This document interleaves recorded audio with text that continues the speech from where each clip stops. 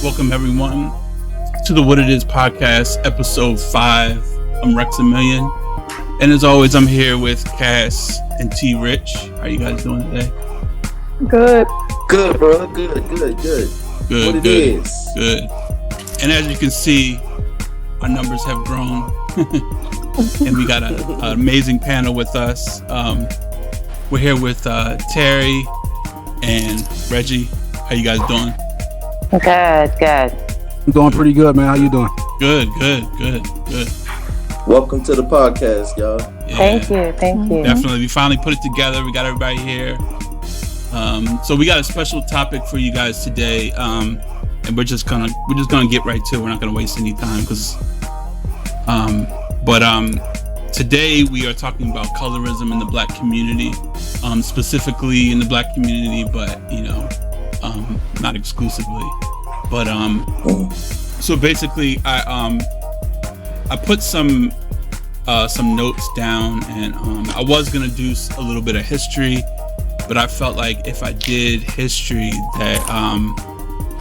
that's basically just the history of America, and you know what I mean. And people can go and research the history of America. So, but what I did put together is I put the Merriam-Webster's definition of colorism, which is prejudice or discrimination against individuals with a darker skin tone, typically among people of the same ethnic or racial group.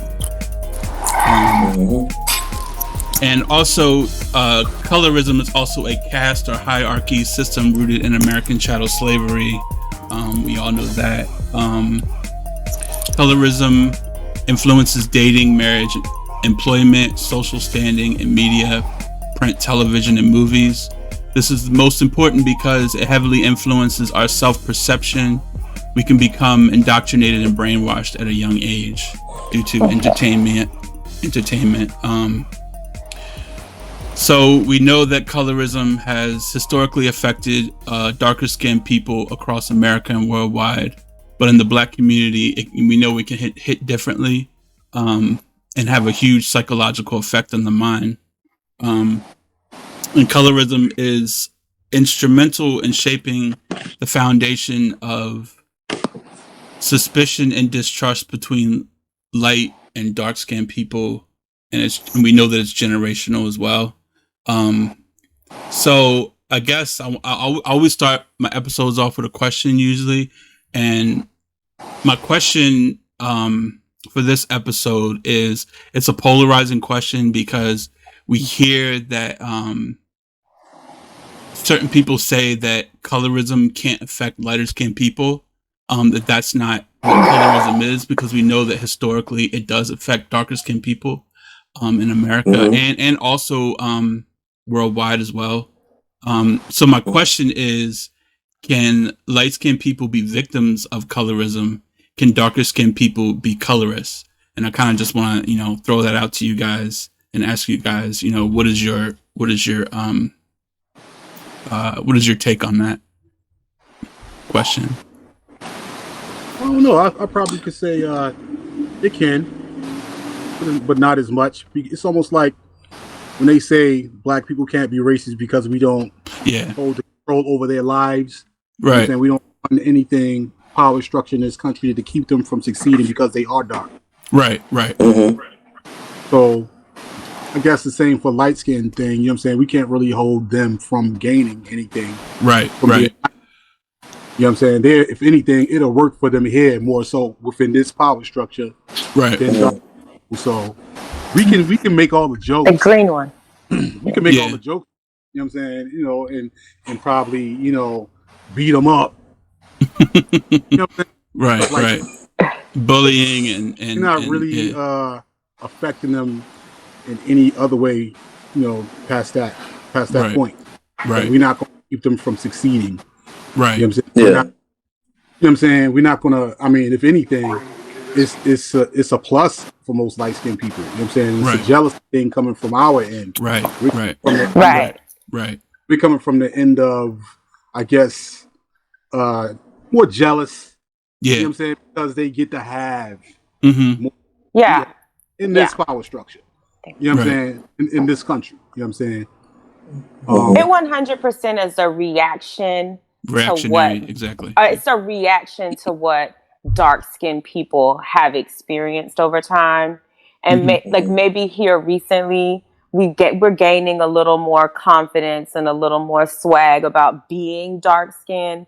So we kind of feel like all these years we've been sitting back, kind of just taking it, you know. But we lit too, but you know, that it's that kind of vibe, like you know.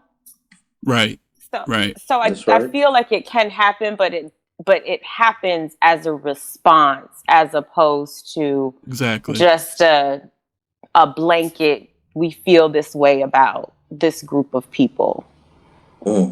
Right. How you feel, Cass? I feel that, obviously colorism is a tool that was used to separate us, and I feel like that it still does, and because of that, we get the that's a light skinned thing to do. Oh, that's that's real light skin energy right there. Yeah. So when you hear that, stuff, me personally, when I hear, I'm not very amused by it. About any of the colorist jokes or anything like that. I'm not very amused by it. Like I think it's something, that people might laugh at, and it's not thought that deep. But me, I think about it on a deeper level. So when I hear it, I'm just like, it's just not my thing. Like when I hear it, so because I know where it comes from, and I just look at it. It could be hurtful, and especially at a young age.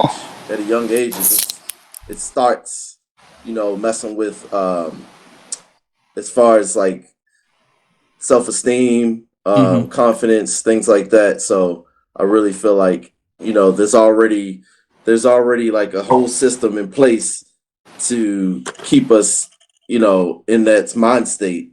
We're talking about marketing, the way things are marketed to us and things like that. So I think it's definitely gotten a lot better. And I think that, like Terry said, it's a lot of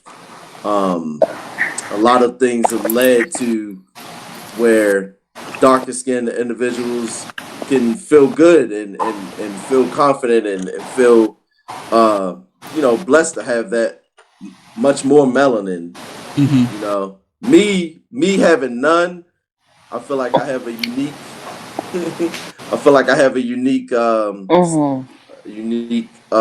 point of view. But we can get into that later.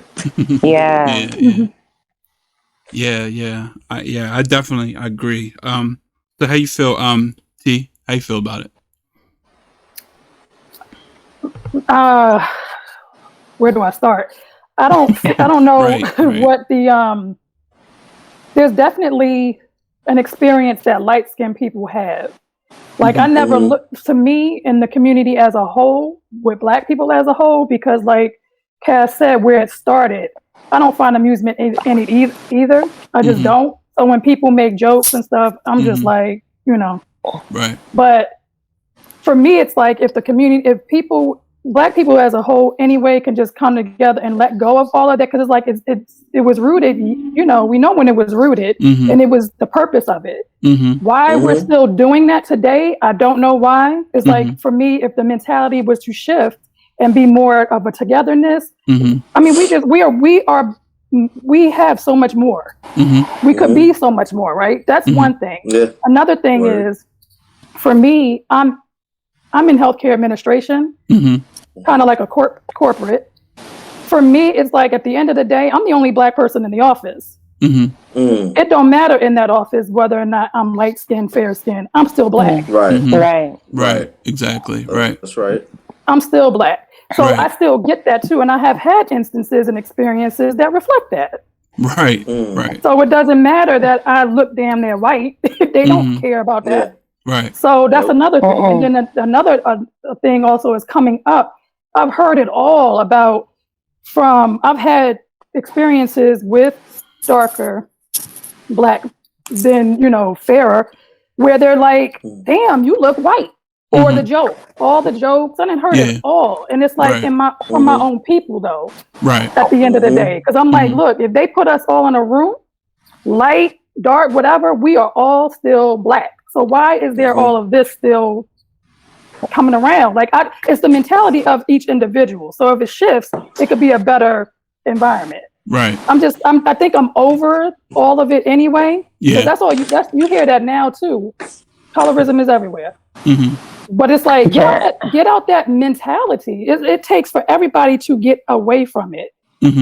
Because for me, honestly, throughout life, I've heard it more so and been the struggle in our own community as opposed to outside of it. Right. Absolutely. Yeah. So it's like, Absolutely. why? You know what I'm saying? It's keeping us at a level, we're keeping our own selves down. And I'm just over that. Right. So that's why I was like, being light-skinned in the Black community is also, you want to say, we have our own experiences. Like you have your own burden. You have your own burden. Right. Exactly. You have your own burden. It may be different from mine. Right. But you still have it. Right. Right. For sure. Absolutely. So, my answer to it is basically, it's not so much about just the label of what it is. Like, could it be like colorism, could it not be colorism? To me, it's like, it's more about just the discord in the community. You know what I mean? To me, that's the most important thing. You know what I mean? Because whether you want to label it, they talk about like reverse racism, is that a real thing and all that stuff, but like, could reverse colorism be a real thing? It's like, well, whatever. Either way, it's not unity. It's rooted in the past. It's you know what I mean? And it's just it's just, I think we get hung up on labels and terms and, you know what I mean, and stuff like that. And we just need to look at it as like, it can be trauma, it can be trauma from either side. Absolutely. You know what I mean? And I've always said this, like, I'm not that person I don't do the struggle Olympics. You know what I mean? I'm not here to like talk about, you know what I mean? Like who struggles the worst and this and that. And that's not to, downplay anyone's struggle by any means, you know what I mean? But it's just like you said, T, it's just like, Black people, like we have so much influence, like when it comes to like entertainment and sports and all types of stuff. You know what I mean? We have so much influence in America that's like, if we just came together, like we create trends, we do a lot of stuff. We carry a lot of weight. You know what I mean? Like we might be a small percentage as far as like, you break down the percentages of like ethnicities in America, but we have such a high influence on entertainment and trends and stuff like that. It's like we're trendsetters, you know what I mean? So if we use that power to actually come together, like, and of course we know that, in the past we've made attempts to try to empower, like we talk about Black Wall Street and Rosewood and all different types of stuff. And, we've tried and we've gotten just dismantled and stuff like that. But we're in the 21st century. Like we've never been more free as far, or we've never had like a voice as much as ever, in America, and all this technology and stuff that we can use at our disposal. Yeah. So, that's basically my answer. But, so I kind of just wanted to go around and kind of just get, all of our individual, just a little bit of like our, just, experiences dealing with colorism, because we all have unique experiences. And that's why I wanted to, have our guests on and put all of us together. Cause, I think it's really, we all have unique experiences, but I guess whoever wants to go first, and just kind of give a little bit of information on like your experiences or your backstory. So. How about guests first? Yeah, we can do that.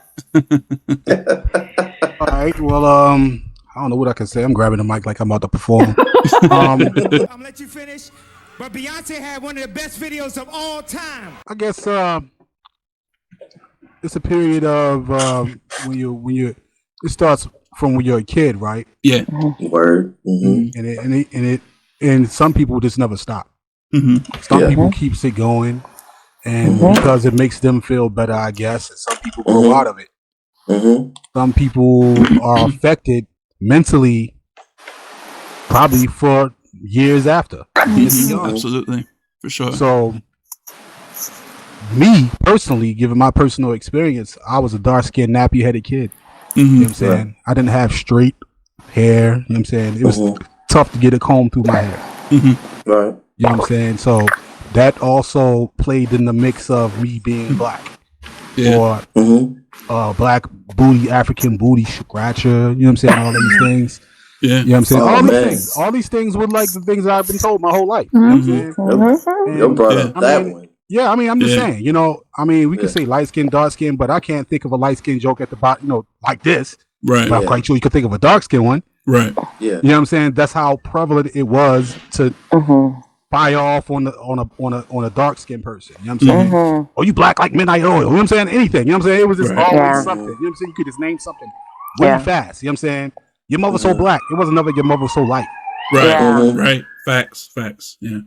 You know what I'm saying? So that's how bad it was. It was twice. It was twice. I ain't saying, you know, I'm not, like I said, I'm not trying to take away. Yeah, right. You know what I'm saying? But I never heard it. You know what I'm saying? As much. You know what I'm saying? Because I'm quite sure light-skinned people been around listening to me get called black. You know what I'm saying? Every day. But I never really heard it the other way around. Even though I tried it, it just never really had that punch. Right. You know what I'm saying? When I tried to punch it back, nobody never really laughed. You know what I'm saying? So because they were still laughing at the "you so black." Right. You know what I'm saying? That was just like, you know, being black was still that's so the thing about it. Being black is bad. You know what I'm saying? That's been like a thing in our society. Black cats are bad. Devil's food cake are dark. You know what I'm saying? Everything that's, you know, black magic, black male, everything dark represented bad.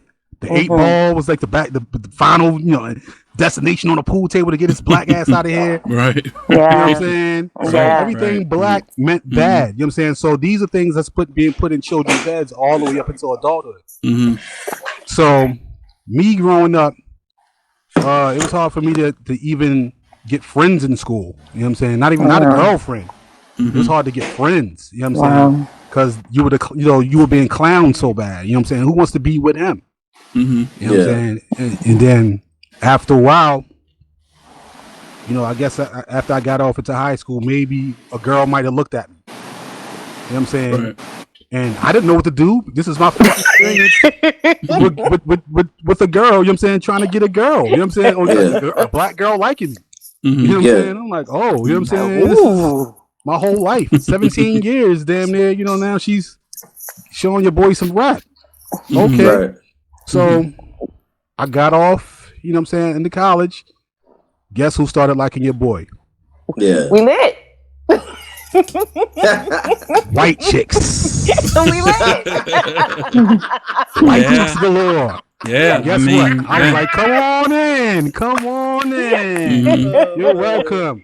Feeling my skin, talking about how dark and beautiful I am. You know what I'm saying? Your skin is so beautiful. All these things was happening to me, and then after a while, it was just all I dated. You know what I'm saying? Probably for a good 5 years straight after that, because they was just so into me. Yeah, you know what I'm saying? I mean, I grew up to be an athletic, you know what I'm saying, dark-skinned, masculine guy. So I guess that kind of worked for me as I got older. But when you're a young-ass kid, it's just like one of those things.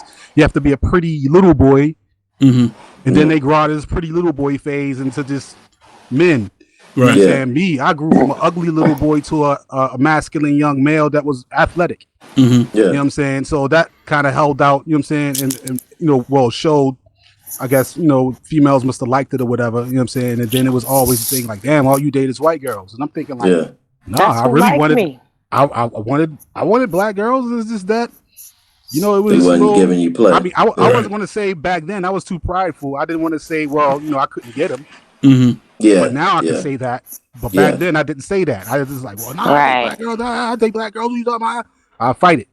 You know what I'm saying? Right. So it was just one of those things where I didn't want to say I couldn't get them. You know what I'm saying? So, but that's what the truth of it was. Right. You know what I'm saying? And then it was just one of those things where it kind of shaped me for a good while, and my opinions about things about my own were kind of altered and shifted for a little phase.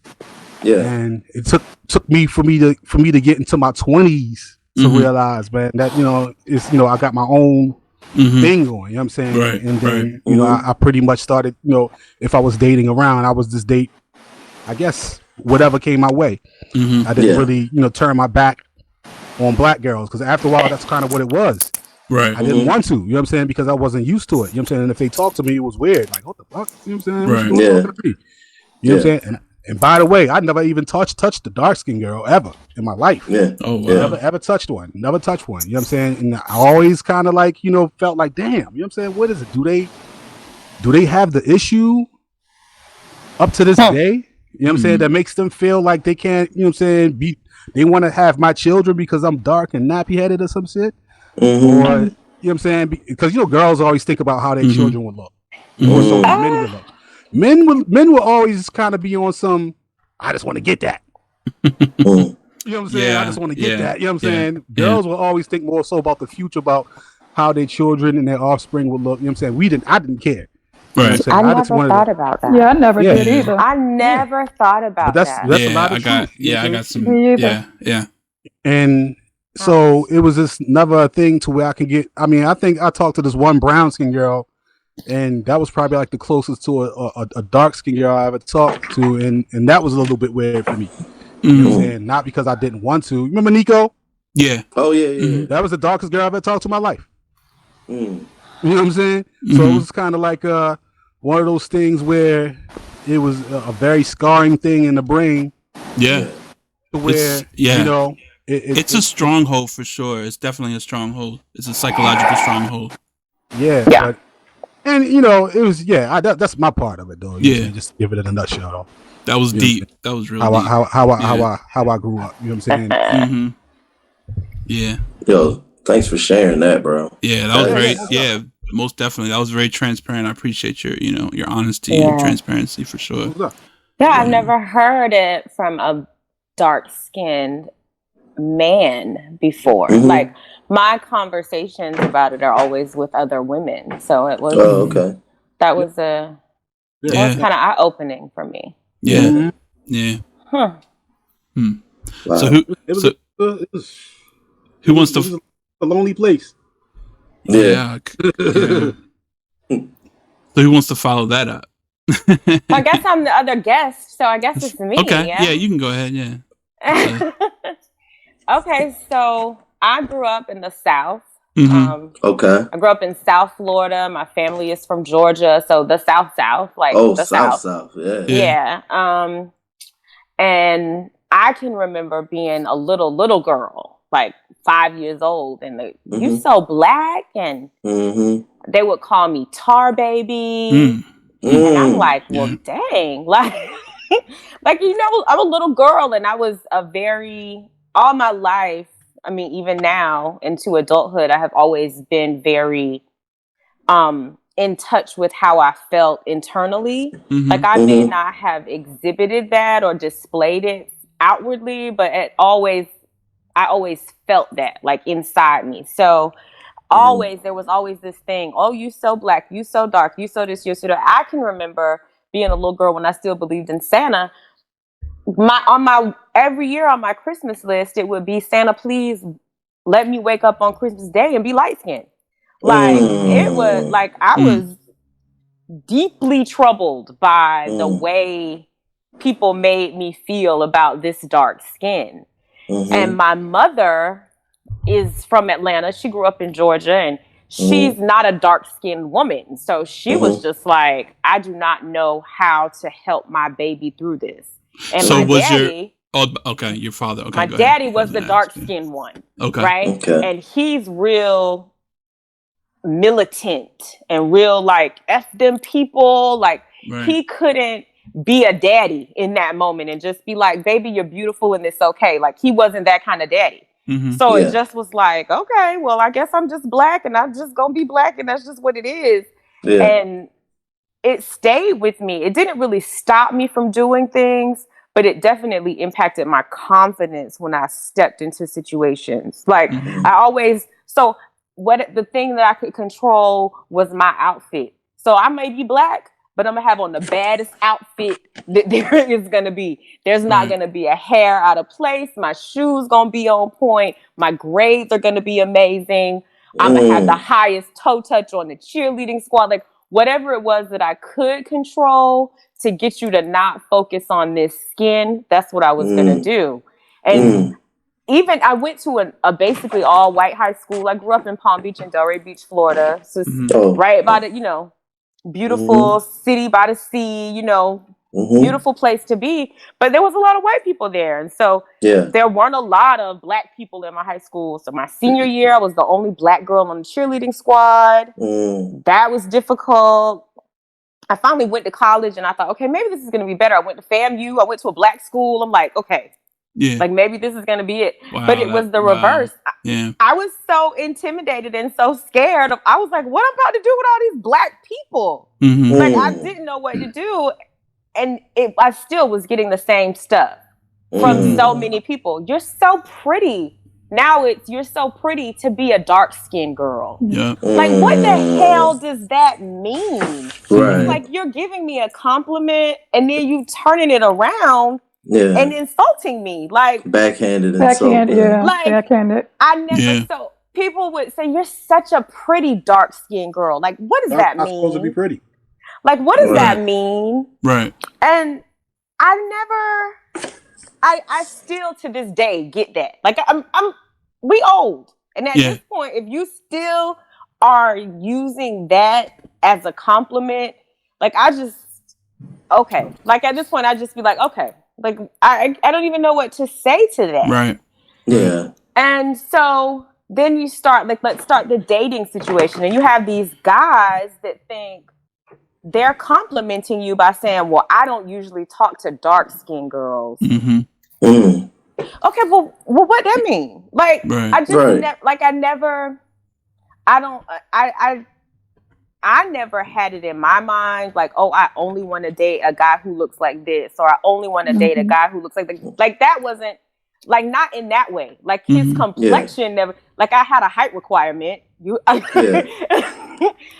never was like, oh, I can't date a dark-skinned guy. And as a matter of fact, my husband is the only person that I have ever dated who lacked melanin. Like, I mean, it never was something that I even thought about. Like, not ever. And like you, Reggie, I never had a problem with white guys. Like, I could always get a white guy to talk to me. Like, oh, you're stunning. But these black guys, like, they were only interested in, oh, I want that bad red girl over there. Like, what is that? Like, what is that? Red bone, But we get grown. Like, I went away after my first year of college. I don't know what happened. I came home and everybody was checking for me. And I was like, we've been here together since babies. And now you are, no, I don't like, there were so many people that I probably would have entertained had they paid any attention to me. But they were so mean and nasty and like just, it was like, you think now we finna date? And you've like totally destroyed my confidence. And even now, it's something that I like think about. Even now, as a married woman with a child, I still think about that. Like, it's weird. And even just when I was talking to my husband about the podcast, and I asked him, I said, did you ever think about, like, when you were having kids? Because we're reversed, like, he's very light-skinned. So I'm like, did you think about when you wanted to have kids? Like, oh, I want to have kids with a dark-skinned woman so my kids can have melanin. Like, was it something you considered? Because I realized that it wasn't something that I ever thought about. Like, I never thought about it. But I am happy that it's not something that my son, I've never heard him talking about it. Yeah. Like, and I don't know if that's because his friend group is so diverse. Yeah, there's not enough black people in the friend group for it to be a conversation. That could be it. But also this new generation, they seem a lot different. too. And they're growing up in a time where we're celebrating melanin. Right. You know what I mean? Like, we're celebrating it in a way that it has never been celebrated before. Like, people are, and I'm almost offended by the way they're kind of going out of their way to have more dark-skinned people represented. Like, I just want it to be representative of our actual lives. You know what I mean? Like, it doesn't have to be so much. It's just representative of what the world really is. Yeah. But what the heck? Yeah, I'm deeply impacted by this color. Right, we're good. This colorism issue. Yeah. Yeah. Yeah. Yeah. Yeah, that was deep. That was definitely deep. For sure. Can't hear you. You might be muted or something, Donald. Yeah, he is. He's muted. What did he do? It shows that he's muted. Okay. All right, I'm back. Okay. All right. All right. So I'll go. Okay. So for me, okay. So growing up, I'm albino. So I was the only person in my family who looked like me. My mom is pretty light skinned. She has freckles and all that. My grandmom was light skinned. My grandfather was dark. So, and then like I had aunts and uncles of different complexions. Nobody was the same complexion as my grandfather though. And then coming up, it was like you heard jokes and you heard stuff. Mine was a little more unique, I guess. Of course, mine was white boy. Mine was this white boy, this and that. Even from my mom, my family, like. Oh, so coming from my your mom family, especially, like, because they don't realize that they're hurting you. They don't realize that they're hurting you. Yeah.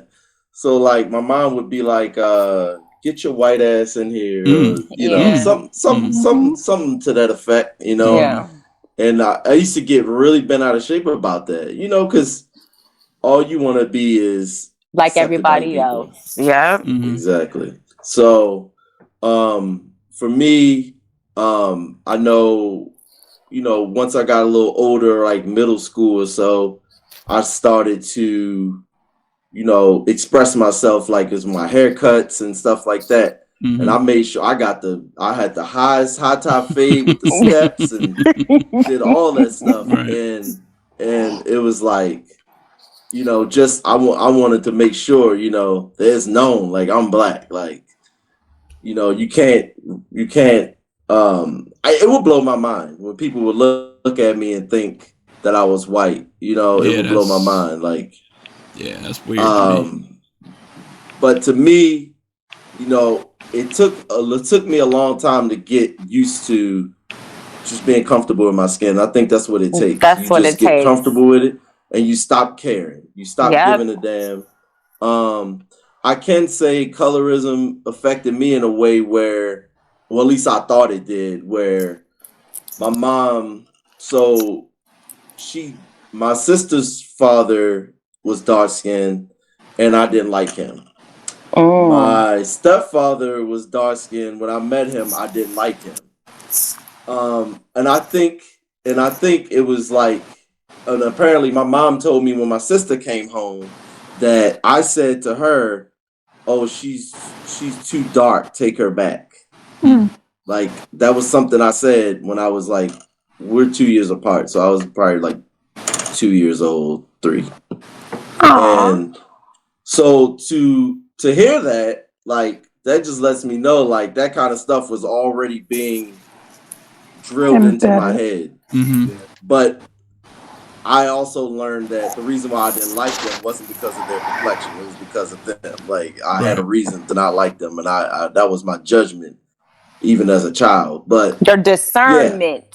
Yeah, exactly. But yeah, so that is definitely something that can affect us at a very young age. Absolutely. You know, yeah. And I think me being as light as I was, that was something that, you know, it made it very obvious that was, you know, colorism, which I learned later on was a thing, that's something that is drilled into you like early on. So you go on and you think like if you meet somebody from say Nigeria or something, they would say a person who is the complexion of tea and be like, oh, she's white, you know, but here we're all black. But to them, if you're not dark skinned, you're white. So that kind of thinking, to me, that is colorism at its best. Like, to hearing that kind of stuff, like, yes, I know it goes towards those of darker skin, but it's also a tool used to separate us, and that right there lets you know, like, that is something that is drilled in a young age and perpetuated. Right. Yeah. Absolutely. Yeah. I was on a bus stop one time when I was younger, and these kids were on the bus, and they were like, "Look at that white boy! Hit him! Throw it at him!" And I was just like, "Wow, you know, like, that's the kind of stuff, you know, that's the kind of stuff, like, wow, that's something we need to just kill. We need to get rid of that. Yeah." We need to get rid of it. Our kids deserve better, and they need to know better, you know?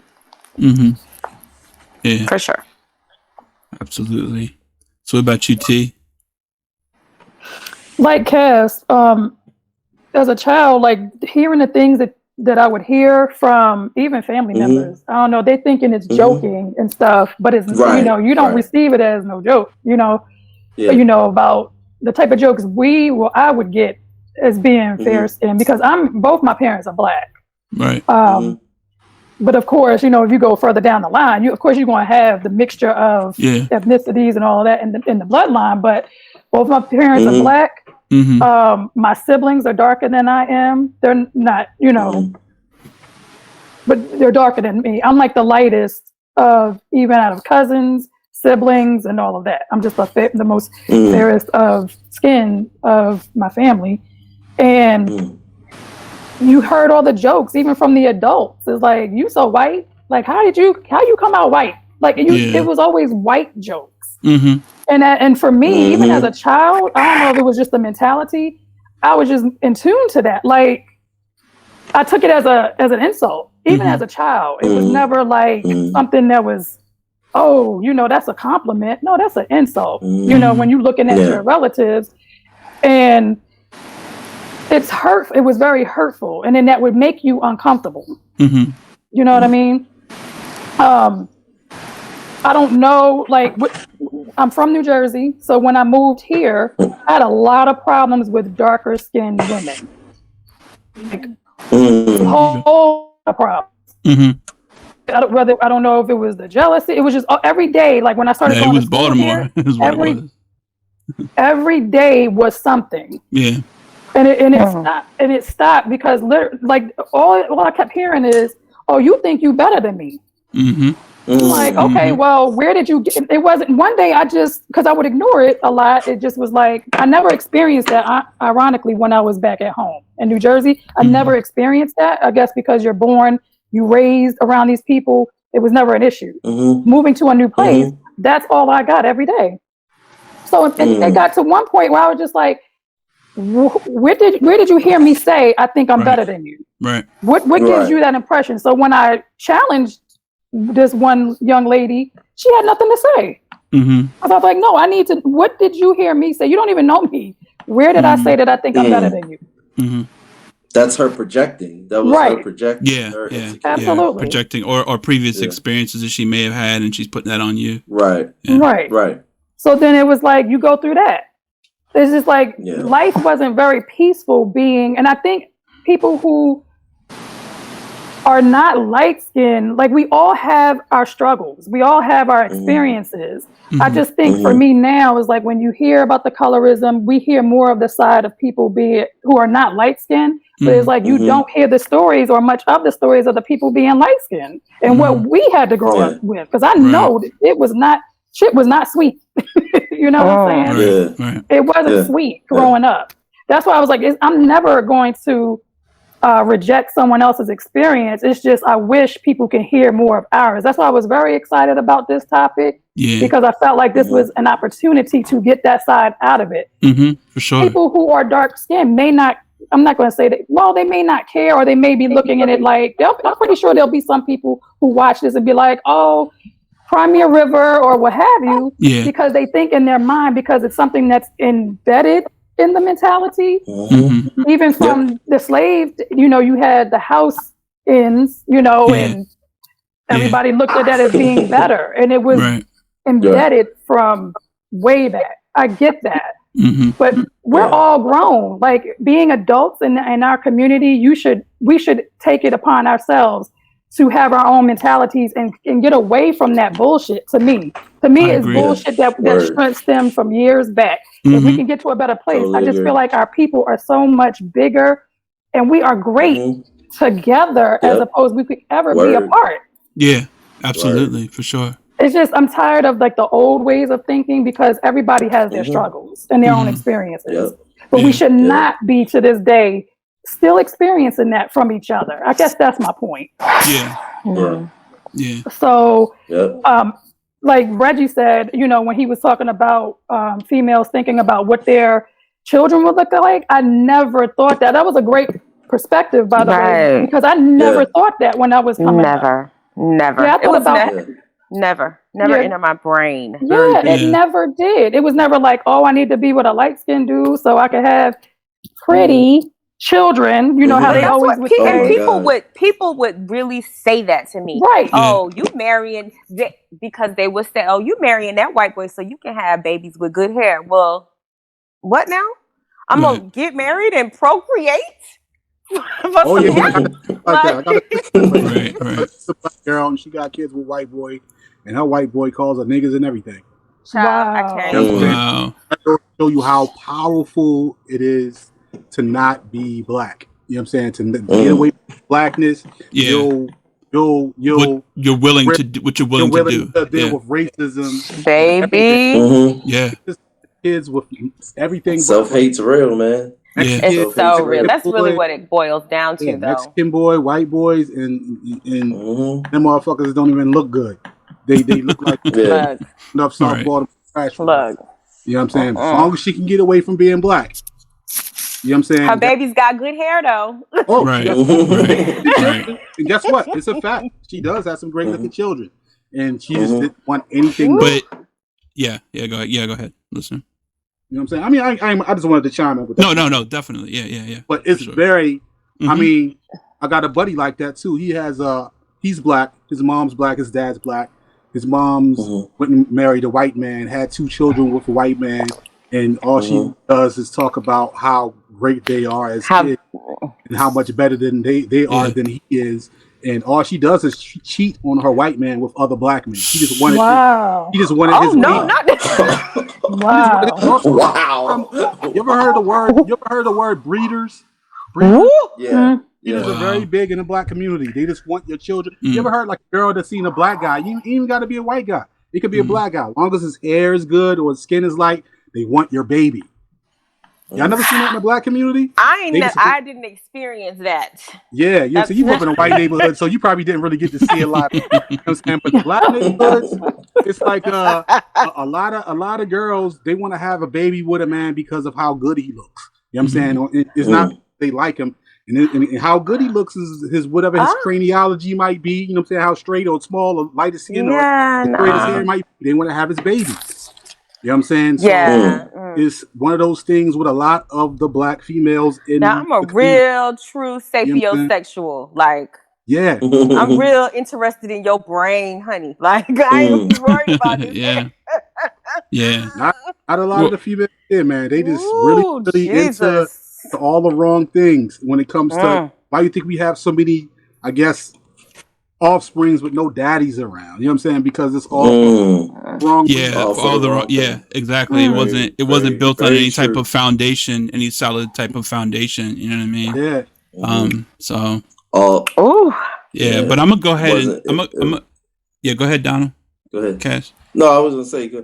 I was just gonna say it was all superficial. Yeah. You know, to begin with. So exactly. Yeah. And that's not gonna last. You know, there's no substance there. You know. Let's hope. So I'm gonna go ahead and give my little backstory or whatever, my experience. But so me and for our listeners and everything, I'm biracial. My father's black, my mother's white. I grew up in Maryland, but I wasn't born in well, I wasn't. I was born in a very diverse community, and up until 6th grade, and then I moved to Baltimore, which is a very segregated city historically, and even through the time period of me growing up, and still to this day, it's still very segregated, especially compared to a lot of other places in America. But growing up, and I would say growing up up until that point that I moved to Baltimore, yeah, it was very multicultural. There were a lot of there were a lot of kids that I didn't even know what their ethnicity was, and I didn't even really care, at that, especially at that point, you know what I mean? Because there were a lot of biracial kids, Latino kids, Asian kids, white kids, black kids, and it was just a melting pot. And then they had they had Section 8 housing, but you know what I mean? You had white kids on Section 8 housing, Latino kids, black kids, so it was that's what it was, But then I also did. My parents did go to a predominantly black church in Baltimore, so we did travel to Baltimore, and we went to that church for several years. So I did get familiar with the black community in Baltimore before I moved to Baltimore. But then in 6th grade, we moved out there. I guess it was probably because of the church. I don't know, whatever. But we moved out, here in Baltimore, and things were just different. It was just, it was very segregated. Things were very black and white, and, you had the black club, the white club, you know what I mean? And, so me, I guess I'll just kind of double back a little bit, but just being younger, I remember going to and this was more so what I can remember with the church that I was going to, all black church. I remember going and people, so, when I was younger and I had my hair, my curly hair, whatever, people would ask me if I had a Jerry curl, or they would ask me, and I didn't understand, why are you asking me this? You know what I mean? Right. And, they asked me things like, are you black or white? And I would just tell them I'm mixed. And, but then they would also, but I remember the black girls would always put their hands in my hair and be like, oh, your hair is so pretty. But I'm, but I'm, you know what I mean? But I'm but the funny thing is I'm a little boy, and I'm like, I don't get it. I don't understand what's going on. You know what I mean? Why do you think my hair is so pretty? You know what I mean? At that age, you don't understand, what it is. So I'm just like, okay, I guess, you know what I mean? I guess I'm just happy to have a girl putting her hands in my hair. You know what I mean? Oh, Jesus. So, but you don't know what it is at, a young age, and then start to get older, and then I moved to Baltimore, and it's I'm starting to put the pieces together of what's going on, you know what I mean? And I see a lot of the colorism, and I see a lot of the stuff that's going on in the black community. And but it's I just, I don't know, it was really I don't know. I had friends, I had diverse friends for the most part, but then as I got older, my social circle was more predominantly black. I started doing music, I started doing different things, and that kind of just put me in a social circle that was predominantly black. And that was kind of just, me and Reggie, we go back to 99. You're aging yourself there. You're aging yourself. Yeah, no, I'm 41. So, I'm 41, so yeah, we go back, and, it was just but I was always the one that was just like, people like, for me, it was just, for me, it was a different experience because just being like racially ambiguous, it was just people that weren't really sure, what your ethnicity was, you know what I mean? But then, but going, back to the colorism type topic, it was just like, there was a lot of me that was like, a lot of times I didn't feel black enough, you know what I mean? And I can understand, like, it's one thing for people not to, it's one thing for like me to walk in a room and people not to really know what my ethnicity was. And I can't fault people for that. You know what I mean? But if I tell you that, this is what I am and this is, how I identify or how I feel comfortable or this and that. What's that? I used to call you Sicilian when you used to have your hair back. I was like, Rex, you look Sicilian. You got that. Right. I mean, but that's the thing. Like, it's just like when you tell people, it's just, and they know, once they know, and then, but then, the jokes are still coming, or just things that you know what I mean, that you feel uncomfortable about. It's like, but for me, it's like, I can't, like I said, I can't fault people for how they identify me, but, I was very close to my black family. Like, my father wasn't in my life, but I was very close to my black family.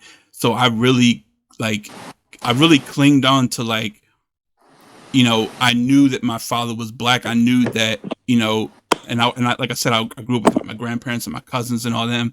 So I grew up with like a black identity to where I was like, I know who I am, you know what I mean? But other people don't necessarily know, but, getting into the circles, in the black community, it's just like, you hear the jokes and stuff like that, but like, I guess for me, it was just like, the whole, like you guys brought up, and this is something interesting that I was thinking about, and like T, you brought it up, and Terry, you brought it up, of like not thinking about like how your kids would look like. I'm not worried about like marrying someone, but for me there was and this is something that I don't talk to a lot of people about, but they're gonna know now.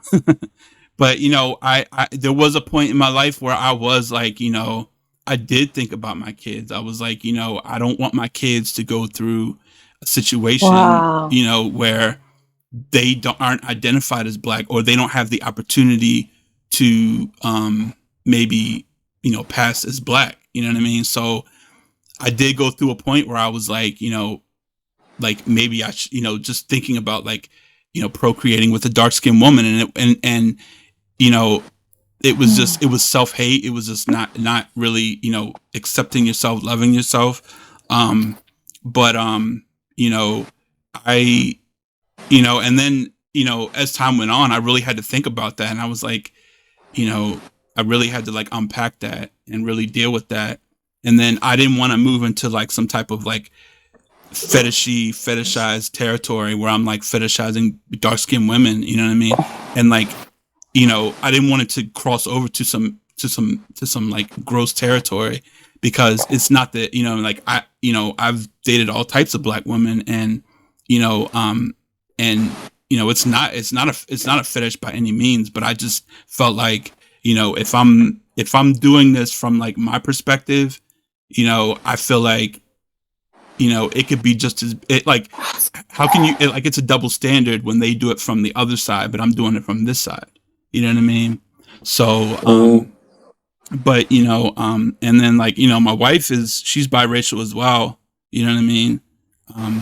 But, so, but it's interesting because my boys, I have 3 boys, and, like, they don't really, like my oldest is 20, and he doesn't really, like, he has like, he has a diverse set of friends, but they don't really talk about it like they don't. Yeah, like their experience is different. And like last year I asked my oldest, I just wanted to ask him, I was like, so if people ask you like what you are or whatever, like, what do you tell them? He's just real chill and laid back anyway, but he's just like just mixed. You know, he just kept it moving. You know what I mean? So my son does the same thing. Yeah. So it's really? Yeah. But is your cast your son's His mother? mom's white. She's white. Yeah. Okay. Yeah. So it's just I feel like there's been the newer generations coming up. I feel like little by little we're kind of chipping away. The older generations are dying. You know what I mean? And we're slowly chipping away at these things. I think that it's very important that we still teach our kids the history and the real history, not the history that the education system is teaching them. Yeah, you know what I mean? But not try to put those stigmas on them, right? And those expectations, right? And so in our house we have we never talked about race. Like my son is 13 now, and we didn't. It wasn't something we talked about, right? And because of my husband's work, he's not present a lot. So when he was in first grade, he's in a gifted and talented program. And in elementary school, they all the kids from the whole city that are in that program go to one school. So you can imagine that this little school looks like the United Nations. I mean, there's every like all the doctors' kids go there, and here in this city, the doctors are all Indian and African and Asian, and so you have and then you have all obviously these white kids and then Mexicans because we live in South Texas. But so the school looks like the United Nations, right? And so he probably felt very at home because it's just such a diverse group of kids, and there's other kids that look like him, even if they don't share his ethnicity. They look like him because my husband is biracial, but he doesn't. For people who are not with it so much, especially here, they will just look at him and think he's white, and they get confused when he talks because they like, wait a minute, white people don't really sound like this. So what's really happening here? So my husband showed up one day to pick him up from school, and the little kid, like his little friends were like, that's your dad? Like they were confused. And my son was like, that's my dad. Like it was like, oh, okay. Like the kids are confused and my son has no idea what they're confused about. So it started then. Like we had to start having the conversations about it just because we didn't want it to come from outside of our house. That's right. And didn't want it to, we wanted to make sure that it was filled with love and real education and not some skewed version of hate. That's right. So we started having the conversation about it then, obviously, because then I would just say, well, what color is mommy? And he would say brown. And then I would say, well, what color is daddy? And he would say tan. Like he didn't know, like he was like, whatever, like I'm not into this, whatever you try, like I don't, it doesn't matter. Right. What are you getting at? Yeah, he just didn't get it. Yeah. And then obviously too, they were going to start talking about like the slavery and the civil rights movement. And we just did not want him to be one of two Black children in a classroom learning about that he would have been in the back of the bus or whatever, so when we started having those kind of conversations, it did sort of open things up, but he would ask questions. Because my husband is the only person in his family that looks like he looks. His mom has two other kids, but they have the same dad, and he's Black. He's the only one with the white dad. So he grew up in a house with all his cousins and everybody else that were, we say black, like they black, and he's looking. They like, well, what's going on with him? So we over here are not like it's not heavy in this house. And I think that I consciously am that way because of the way the focus impacted me in my life. Right. Like the focus of your complexion was just too heavy for me. And I just wanted to take all that away. Like I didn't want any of that to permeate any part of his life or my life going forward. So we definitely took control of that. But I think that because, like I said, we're celebrating the melanin now, I think a lot of these young kids are not allowing themselves to get caught in that, oh, she light skin, he light skin, dark skin, this like, you got skin? Okay, cool. Like that's really all it is. I mean, I think it's there. Long as they're on social media, because there's hashtags. Oh, well, see, he ain't on there. We don't do that. Right. He's young. But I'm just saying, like, once they start getting into that, that's when, but hey, he'll already be, aware of it, and so he'll already be like not participating. He'll already know, like, it's whack. I mean, my daughter, she's 14 now, but even as a child, a young child, I'd go to the school or what have you, and her friends always, not while I'm around, but when I wasn't around, they ask, "Is your mom white?" They're asking her questions because her skin is darker than mine. And my overall look is just different, and they were like, to the point where they was like, she actually had people ask her, "Are you adopted?" No. I go to pick up my son from after school care, and the people will be like, "Well, who's that gentleman that picks your son up?" And I'd be like, "Well, what gentleman? Who are you talking about?" And I'm like, "You mean his dad?" And they're like, "That's his dad?" And I'm like, "Yeah." You mean like his real dad? Right. Like, man, you want me to fight you at this after school care program in front of my son? Talking about his real dad? I get so frustrated. I get so frustrated by like people and their perceptions on like DNA and how people are supposed to look. Man, I'm telling you, like, real dad? What you mean? I'm like, about Ryan when he was a kid. I was like, man, he ain't that damn light. You know what I'm saying? He used to ask that about my son. I mean, is it that I'm that damn? Right. No, I mean, I don't understand where people are. They living under a rock? Have they not? Do they don't have like friends with kids who look a little bit different than them, or this? Like, I just there's people of different complexions. You know what I'm saying? Within the black race, doesn't help because my within the son black looks race, you more got like color me. shades of people. Yeah. Right, Reggie. That's what I'm saying. Black people can create different shades. Exactly, and like.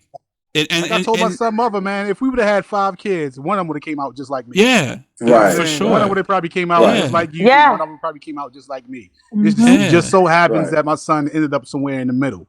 And and it's like you can have genes, throwback genes, or you can have genes that they're dormant. You don't see them, but you carry them. Eye color and hair color. Like my youngest son. I mean, he's very pale. He's probably like my complexion, you know what I mean? But like, he has light eyes. He has light brown hair, you know what I mean? But like my wife, but like because me and my wife are both biracial, like her father's Nigerian, so he's he's like an African immigrant, so he's not American, but like but the fact that we have all these mixed up genes in us, it just so you never know what you're gonna get, and I'm just like we didn't. You don't know. Yeah, that's you don't. The thing. And people can be so naive and ignorant to like it's science. People like stop trying to. You know what I mean? Like it's not that hard. Like I know what they ain't getting. They ain't getting no reparations. I know that. I don't know, man. I'm just like I don't. It's they ain't getting no checks, son. Yeah, no, not none. Yeah, I don't. Fucking around, folks. Yeah, but I don't know. I don't understand. And like. What you were saying, T, about Terry, what you were saying about your son, like I'm the same way with my kids. Like we really don't talk about race much. I mean, it's interesting because of your experience growing up and the things that we have been through. We do feel like sometimes I feel like, am I neglecting to talk about race with my kids? Should I be saying more? Should I be saying this? Should I be saying that? You know what I mean? And because we think about like the stuff that we went through. And so, like I sat my boys down and we actually watched this really good documentary on, it's about like just the whole, it's called African Americans, Many Rivers Across. I don't know if y'all have seen it. It's a PBS documentary. Yeah. It's like a 6 hour. It's a 6-part series. What is it on? It's a PBS. It's a PBS documentary. And it's the best documentary that I've seen on the history of America. It just starts from like before slavery. But so I sat them down. I wanted them to kind of just watch it and just what I mean. And then just give them a little bit of history. Stuff that they don't get in school and stuff. But but then I just think about it like we don't talk about it that much. But the fact that we're here.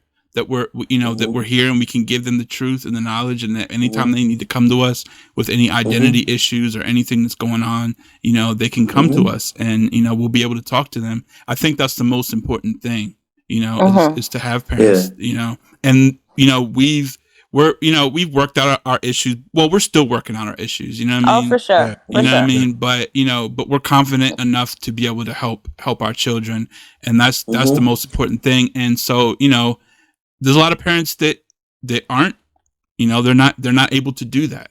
They're still stuck in, a lot of ignorant mindsets and indoctrinated mindsets of America, which is very sad, but so, Yeah. So Terry, what part of Texas would you? So we live in Corpus Christi, so that's very far south.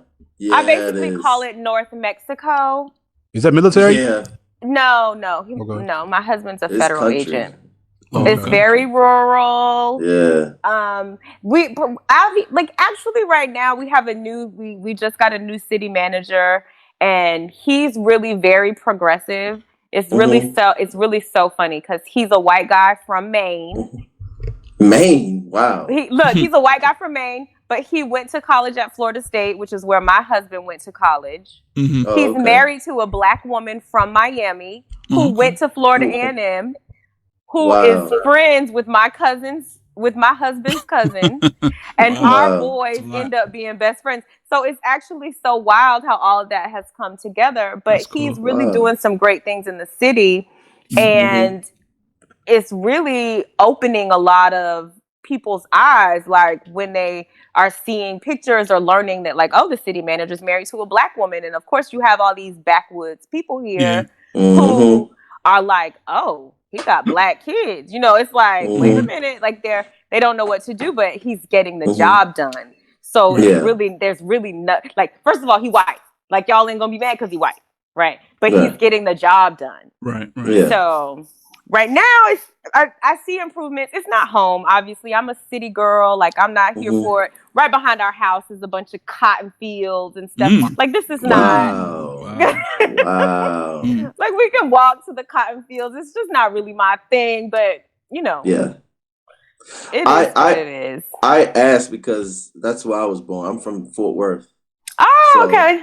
Yeah, I'm from. Yeah, so and then that's another thing, like colorism, like, so also a part of my backstory. I'm originally from Fort Worth, and so it was like black and Latino, like black and Mexican, and like, here it's white and Mexican. Where I grew up. White and Mexican. So white and Mexican. Then to go to school, like there was like an area. It was like the independent school district that was all white area, and it was just like, you didn't really see them unless you were at the mall or something. To see white people. I saw white people on TVs, but and then I moved to Maryland, and it was like, boom! It was like I moved into like a predominantly like Jewish neighborhood.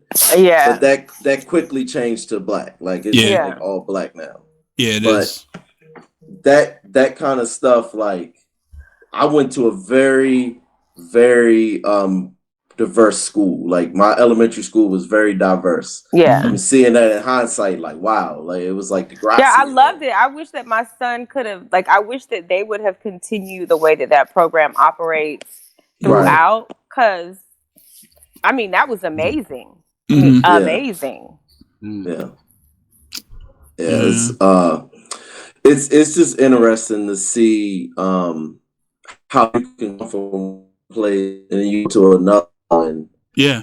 And you just see a whole different, the way things are. It's like the perspective is just so different. But it's so weird because we stick out like really, really bad. Like, people are like, so where are you from? Like, it's like, and it's like, I might as well be wearing a sign or something flashing on my forehead that says she's not from here. Because they'll say, well, y'all are different.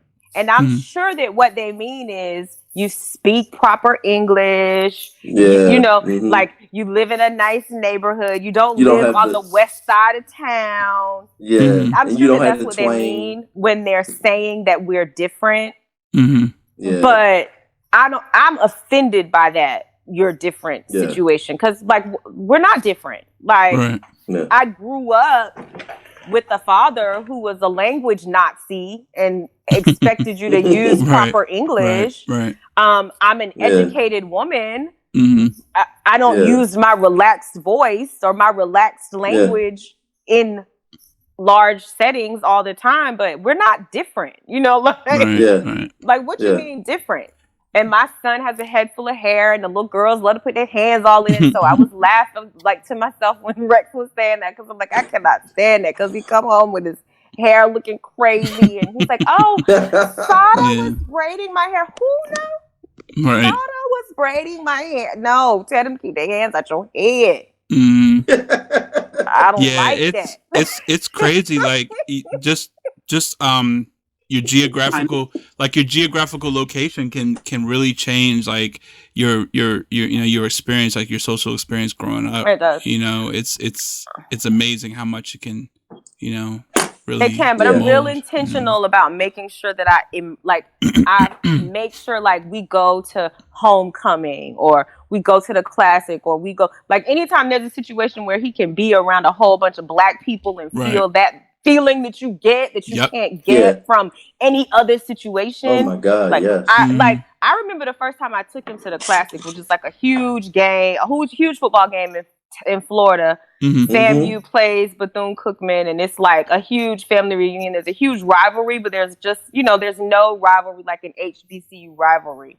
Right. And people come from everywhere to go to this game. And I remember the first time I took him and he was old enough to really experience it. He just stood in the middle of the crowd and was like, he said, is it like this every year? And I said, it just gets better and better. He was absolutely in love. He was like, oh my God. That's cool.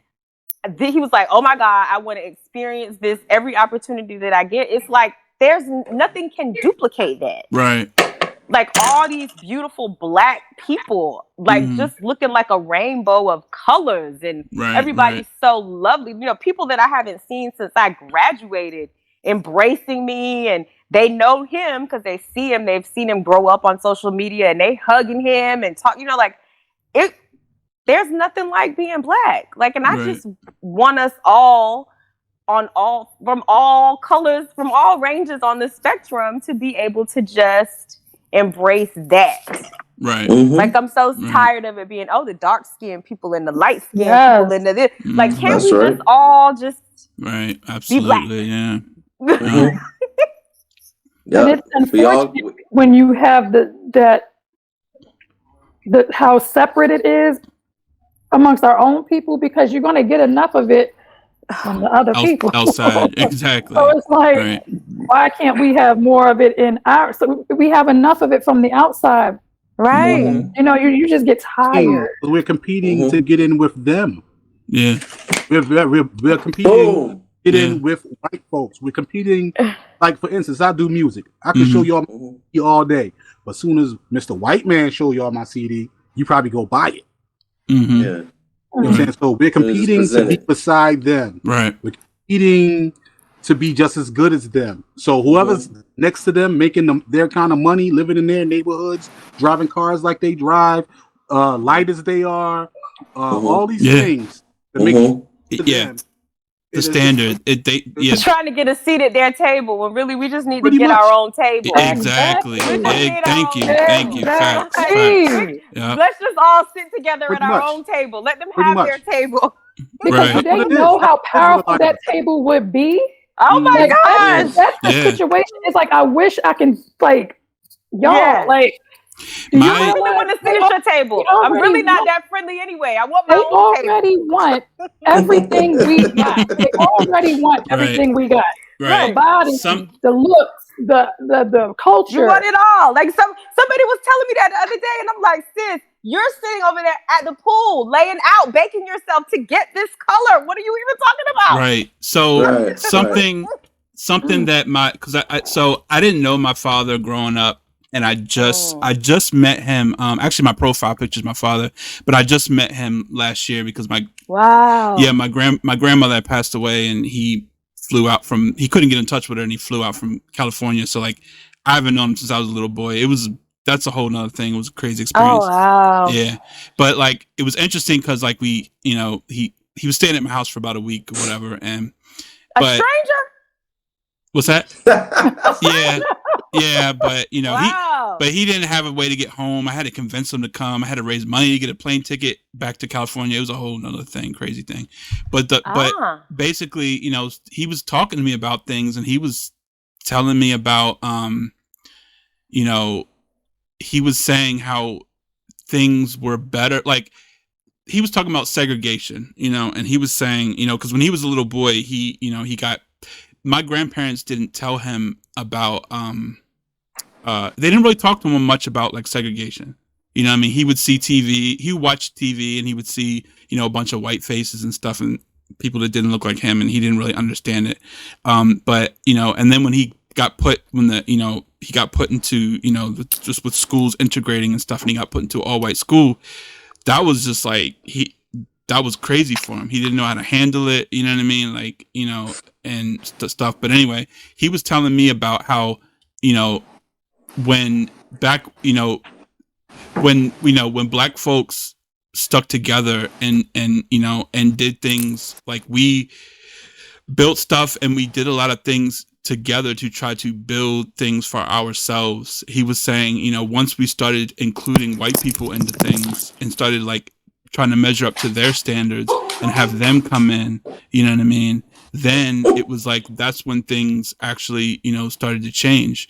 And he was saying how he said things were better, you know, like people could perceive that as like, oh yeah, things were better with segregation, but that's not the point. The point is that, you know, we were forced to stick together.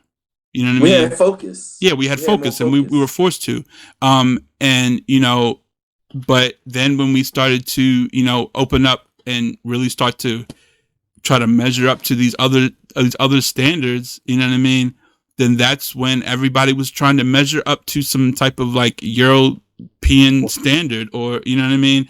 Whatever it came to. Yeah, Eurocentric standard, beauty standard, just all types of speaking, talking, acting, all these different things. You know what I mean? And so, you know, that's when he talked to me about that. You know, we had some good talks, but I mean, it's true. It's like, if you look at, like, even if I go back to watch, like, I like to watch a lot of documentaries and stuff. I'm really into documentaries, and I love to watch like Black American documentaries, like, you know, Black Panther documentaries. Malcolm X documentary was like one of the best documentaries I've ever seen. But like, if you just look at that time period, like, if you just look at the unity that we had in the community back then, like we don't have that. You know what I mean? Things have just, it's like, we feel like we've reached the promised land, and we haven't, you know what I mean? And still got a long way to go. Right. And we're kind of just all fighting for ourselves, but we're not thinking about the bigger picture. You know what I mean? And so, you know, it's sad and it's unfortunate, you know, but that's what it is, you know, right now. So I think more awareness is happening now, more so than, you know, the long time, because of everything that's going on. Yeah. You know, with the killings and, you know, like, you know, I love to see it when that young boy was bullied and harassed, and, you know, by that guy in South Carolina, and then the whole people showed up and showed out in front of that guy's house. Pull up. Exactly. Right. You know, things like that. I like to see that, because it's like, we need more of that. Like, we when do. I saw Absolutely. that, I was like, I was more so excited. Yeah, I was hella excited when I saw that.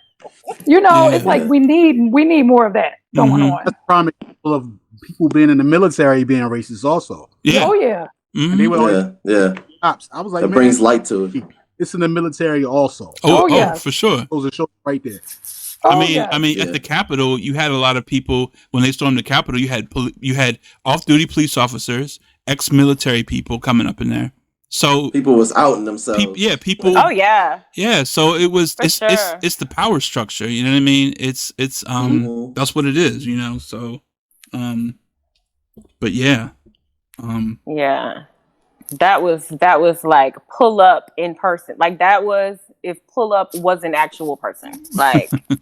Was it a video? Did they have a video? Did they have a video? Yes, of them? there's a video of the boy. Send me. The wife The wife Yeah, actually no, took he's the talking video. about of the people that showed up. The people showing up. Oh, there's several. Oh, There's send me several a link to the video because I just saw the video of him being harassed, but I didn't see the video. I saw an image of it, but I didn't see the video. So there's several. Several different people. Made videos of it. They gave the man's whole address, 199. Yes, they did. Like, oh wow. Oh wow. I mean, we gotta. Yes, they did. There were people in the comment section like, oh, that is such and such. It's in this neighborhood. Here's his address. They were putting it in the comment section. Man. And then also a man, I don't know if he was just sitting outside of that dude's house, but he recorded the guy leaving. So he was taking stuff out of his house the other night. What was it, last night? They said they had to move him into protective custody. Yep. Wow. I mean, like, and then people want to talk about, like, we're not our ancestors. Like, come on now. Like, that's so disrespectful. And I don't think they mean it in a disrespectful way. But the way it comes across.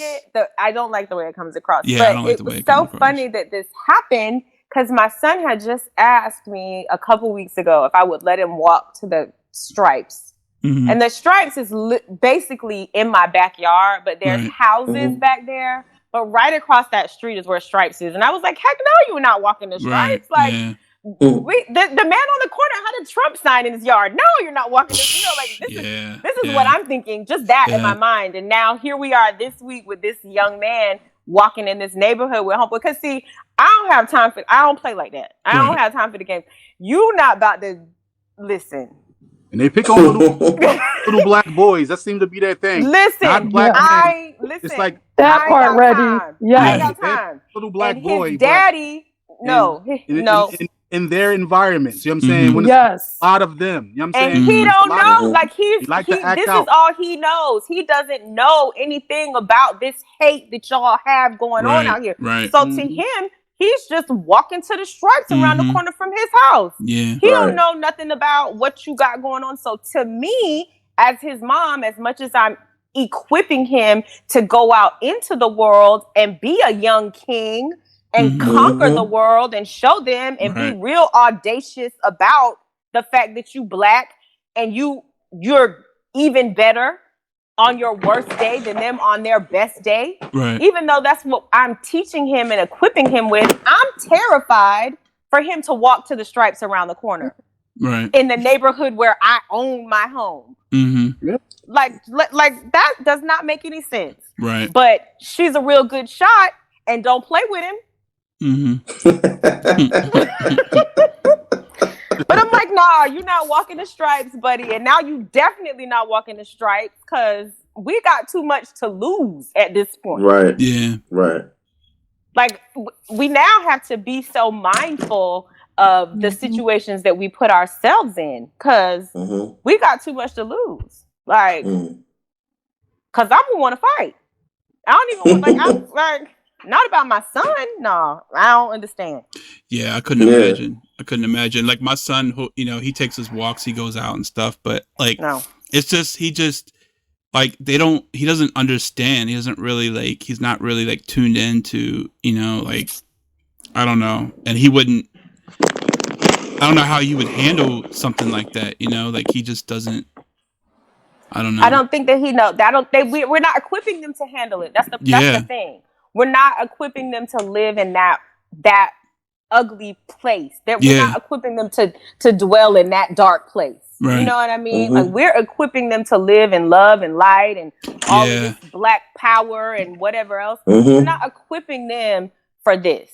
Right. So it's like we either have to step up as their parents and do something about it, or it's really all going to fall on them, and we're not really preparing them for that. Right. Like, am I prepared? Are we preparing them for losing the friends that they're going to lose? Because in real life, that's true. Yeah. In real life, he has friends that are probably not going to stay his friends because their parents are not letting them know that the rules for Noah are going to be different for you because you and Noah don't look alike. It's very true. And I'm not going to feel comfortable with Noah being with Joe because Joe's mama doesn't recognize that Noah's black. And so Noah can't be out here running off at the mouth. Right. And Joe's mouth is slick. See, like their rules are different. You know? That's true. And it's sad because as much as you want your children to grow up in a different environment than in years past, you got to be mindful that they don't have the liberty at this point to be able to live that way, because they still got something. The whole experience is still different at the end of the day. There. You know what I'm saying? Like, we're working so hard, we sacrificing so much to live in this neighborhood to do these things, but we free, but we not totally free. Exactly. Right. We free, but we're not totally free. Yeah. Yep. And like the minute something happens, it's just like you just take him back. You just like, okay, that's you know what I mean? Like, and I just couldn't imagine. I don't know, man. Like that boy that got killed, that 20-year-old boy, and my son is 20. But what about the 13-year-old? Oh, like the 13-year-old. This one is really the one that's affecting me. Because I'm like, okay, my son is in the 7th grade and 13. Yeah. Like, this right here is a little too, like, this is starting to get a little too close to home. Yeah. Okay. And not even close to home, because I'm affected each time. Like, when George Floyd was laying on the ground calling for his mama, when he was calling for his mama, I heard Noah. Like, in my mind, I heard my son saying, mama. Like, I did not, like, so I just am having such a hard time with all of it. So it's not that it's hitting too close to home. It's just like, so y'all just don't even care if they men at this point. Like, they don't even have to be men anymore. Like, and it's they just black or brown. It's to the point where they're just it's like they're literally putting on a show, because the whole George Floyd thing, I mean, that was a modern day lynching. I mean, he's sitting there staring at the camera, putting on a show. Like, is this where we're at? You know what I mean? Is this what we're doing in 2000? You know? Yes, this is exactly what we're doing. So I'm like, we're not even. Like, it don't even matter that it's recorded. It's like real bold for it to be recorded. Like, now, can you imagine the kind of stuff that went on when there weren't body cams? And things being recorded, swept under. But like everybody has been saying, nothing has changed. We just have cameras now. Right, exactly. And that's what I'm saying. Yeah. But they showing out for the camera. It's like they do not give a damn. Yeah. And it's like the audacity. It's not even audacity. It's just like, I'm just going to show you that I can do this and then not be touched. Right. Well, exactly. I saw a friend posted today. The only difference between now and back in Rodney King was the camera quality. Oh yeah. And that it's that qualified immunity that saves, which is there. There's groups now trying to do away with that. I don't know how successful that'll be. I don't think at all. But these, Oh, you mean with recording? With recording? No, that they can go and kill someone and not have to really be personally liable. They can't be held personally liable. So, like, if the cop goes out and kills somebody, you can sue the city, but you can't sue that cop. So if the cop happens to be somebody who's independently wealthy and is just out here copping because they want to be able to harass black people, you can't sue him personally. He can't be held personally responsible. And there are always going to be limits on the monetary award in any legal action that is brought against a municipality. So they're really placing lots of limitations. Of course, some of these awards are being backdoored, when you have this Breonna Taylor award, this $12 million, and then George Floyd, this $26 or $27 million, or however much it is. But most municipalities have limitations on how much you can win when you sue them. So, I mean, if they do away with qualified immunity, the thing it's going to hurt the citizens more than anything else, because you're going to have to be prepared to pay out these very large settlements. Right. So, should it happen? Absolutely. But am I willing to have my taxes tripled or quadrupled because of some rogue cop, when you need to just get rid of the rogue cops? Right. Like, they want it to be everybody's problem. So they want to protect the system and the culture of policing. They just want to keep it the way it is, So for sure. Yeah. And I have a totally other, like, this is probably a whole other podcast, but like I have a totally different perspective because my undergraduate degree is in criminal justice. My husband's a federal agent. I was in law enforcement when I first got out of college. My dad is a professional policeman. Like, I have a totally different perspective than most people have about policing just because of my life and my experiences. But I mean, like, we got to do better. Like, we got to do better as we got to do better as Black people. We got to do better as just public citizens. We got we like all like have to do better. Like we do. I mean, it's and the thing is like it's a system that's not broken because it was designed the way that it is. You know what I mean? And it was designed to oppress Black people. It was, and I mean, if you even go back to slave patrol, with so policing. It had its agenda from the start, you know what I mean? And the whole culture of it is it's just got a real, it's embedded. It's embedded in the culture, so, and that's what's got to change, so. But guys, we have been talking for an hour and a half. We went over. No, we went over, but it's good. It's good. I don't mind. We had a really good conversation. You know what I mean? And I was, willing to let it go because we had to get all this stuff out. And I'm glad that our guests, Reggie and Terry, I'm glad you guys could join us. Felt like a therapy session. Yeah, it did. It really did. You know what I mean? But I'm glad that we were all able to get together and talk about these things. So I definitely want to have more guests. I would like to have you guys on in the future. Absolutely. Because we just talk about, like, our podcast is basically like, it's called the What It Is podcast because it's like it's what it is. Like like it is what it is. It is what it is. Whatever's on your mind. We don't have like an umbrella theme. It's just we talk about whatever. So we're not pinned to any type of agenda. It's just we just talk. We're real and transparent about everything. We have good people on. So, but before we go, anybody want to plug anything, give any shout outs, anything? Yeah, y'all can get at me at Math Ruckus on YouTube. He was waiting for that. Math and Ruckus on YouTube. You know what I'm saying? We have a little podcast show. I mean, we talk about a lot of issues on this level and other things also. For sure, a lot of politics and stuff like that. What is it? Math, like mathematics, MATH. I put it. I have the information at the end. I have all your. Okay. But I mean, I'm gonna go look like right after we get off here. Okay. MATTH. You're like, no, I want to know. I'll send you the link. See? And I'll put I'll put it up. I'll put the information up. Yeah, so y'all can go check that out. For sure. Definitely. It's a podcast? Yeah. Yes. Okay. Yeah. Smash that like button and subscribe. We gotta get some. We want some followers. We definitely need some followers. So a lot of good stuff, man. Yeah, for sure. Yes, sir. Definitely. It's good. Most definitely. All right, it was everybody. Great to have you guys. Man. Yeah, it was really good. Yeah, very.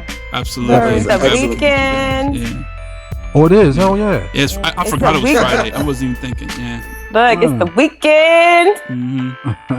Enjoy your weekend. All right, everyone, viewers, everyone, podcasts, guests, everything. We will see you guys later. We'll see you on the next episode. And nice meeting everybody that I just met. Yeah, peace. Same here, Reggie. Same here. All right, everybody. Bye. Peace. Bye. Peace. Peace.